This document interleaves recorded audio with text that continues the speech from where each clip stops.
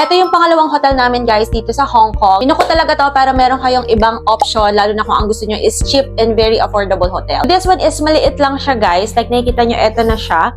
Ayan, so dalawang single bed yung binook namin. Pero sobrang mura lang nito guys. For 2 nights, this is only 3,600 pesos. So 2 nights na yun ha. So pumapatak na 1,800 lang per night. Tapos kung dalawa pa kayo, hati pa kayo sa 1,800. Although hindi siya kagaya ng ibang mga hotel guys. Kasi itong building is actually a residential area. Pero yung location nito, panalo. Paglabas mo ng building, nasa kaliwa mo na agad yung ladies market. Kung saan pwede ka mamili ng mga pasalubong, rep magnet, souvenirs, etc. Tapos sa tapat ng building, andyan na yung 7-Eleven. Katabi lang din ng building yung Dim Dim Sum restaurant.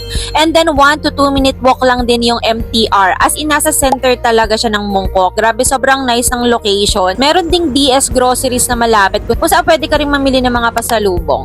Sa room naman, kahit hindi kagandahan sa video, malinis yung room at may sariling CR. May body wash at shampoo na provided. Ang maganda dito, meron silang water refilling station. So nakatipid kami ng tubig for 2 days. Pagdating naman sa spaces sa luggage, kasya naman yung isang medium size na maleta at isang carry-on. Pero kapag yung mga luggages nyo is madami, like for example, 2 malalaki or 3 malalaki, hindi na siya kakasya dun sa spaces. At yung may-ari, mabait siya, pinag-early check-in din kami at pwede ding mag-iwan ng luggage after check-out. So kung budget hotel ang hanap mo, you might want to consider this one. Sa Agoda ko ito na-book, and to get a discount, just use my code CHARMAGODA. Follow for more travel vlogs. Bye-bye!